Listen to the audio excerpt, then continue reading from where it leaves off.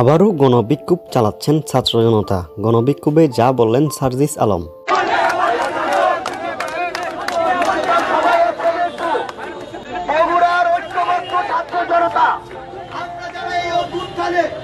একসাথে লড়াই করেছি, আমরা যেই রাজনৈতিক দলেরই হই না কেন, আমরা এনসিপি হই, বিএনপি হই, জামায়াত হই, অন্য কোন সংগঠন হই, ওই সন্ত্রাসী আওয়ামী লীগ, ছাত্রলীগ, যুবলীগের বিরুদ্ধে তারা আমরা একসাথে লড়াই করেছি।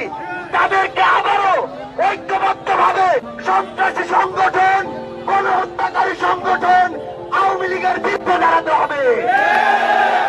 একটা জিনিস মনে রাখবেন, এই আওয়ামী লীগ একটার পর একটা হত্যাকাণ্ড ঘটিয়েছে। এই আওয়ামী লীগ পিলখানা হত্যাকাণ্ড ঘটিয়েছে। এই আওয়ামী লীগ হেফাজতের শাপলা চত্বরে হত্যাকাণ্ড ঘটিয়েছে।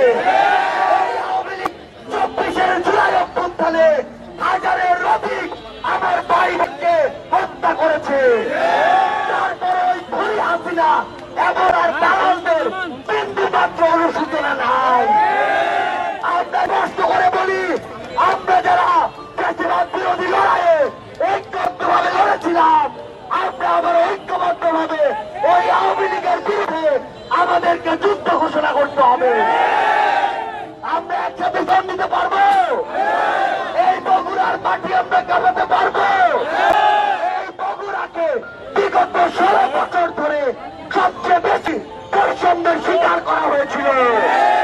বগুড়ার নাম শুনলে প্রমোশন দেওয়া হয়নি, বগুড়ার নাম শুনলে বিল পাস হয়নি, বগুড়ার নাম শুনলে বাজেট বরাদ্দ হয়নি।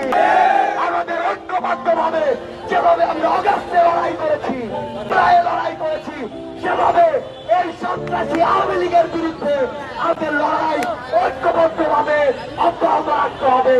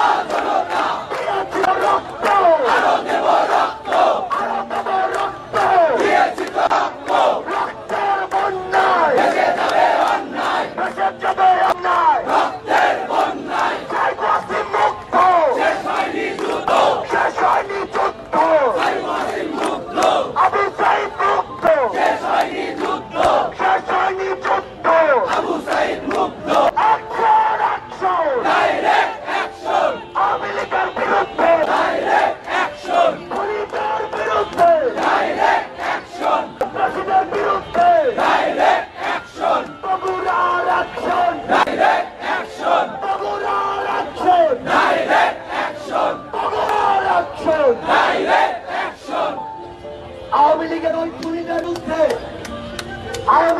খুনিদের বিরুদ্ধে ততদিন আমাদের ঐক্যবদ্ধ সংগ্রাম চলবে, যতদিন না এই খুনি সন্ত্রাসী সংগঠনের সকল ধরনের রাজনৈতিক কর্মসূচি নিষিদ্ধ হচ্ছে।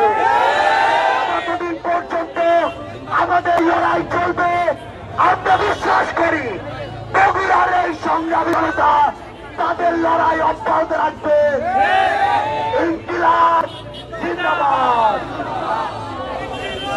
ঠিক আছে, আমাদের আজকের দর্শক, এনসিপির যে বিক্ষোভ মিছিল এবং সমাবেশ, এই বিক্ষোভ মিছিল সমাবেশ থেকে এই ছিল সর্বশেষ। এতক্ষণ আপনারা দৈনিক করতোয়া থেকে সরাসরি শুনলেন এনসিপির মুখ্য সংগঠক উত্তরাঞ্চলের সার্জিস আলমের বক্তব্য। যারা এতক্ষণ যুক্ত ছিলেন তাদেরকে ধন্যবাদ জানিয়ে এখনকার মতো বগুড়ার শহরের প্রাণকেন্দ্র সাতমাথার মুক্ত মঞ্চ থেকে আমি বিদায় চাই। আমি রায়নুর ইসলাম। পরবর্তী আপডেট নিউজে দৈনিক করতোয়ার মাধ্যমে আপনাদের সাথে আবারও যুক্ত হওয়ার চেষ্টা করব। ধন্যবাদ সবাইকে।